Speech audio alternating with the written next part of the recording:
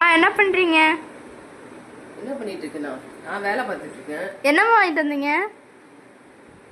என்ன வாங்கிட்டு வந்தீங்க? நான் ஒன்றும் வாங்கிட்டு வரலையே. இல்ல ஏதாச்சும் வாங்கிட்டு வந்திருப்பீங்க, சொல்லுங்க.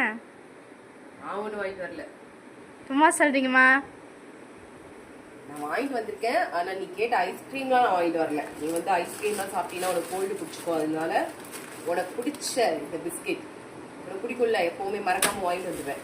அப்புறம் 2 ஆப்பிள் ஜூஸ் போடுறதுக்கு, அப்புறம் வேர்க்கல்ல, 2 பனானாஸ்,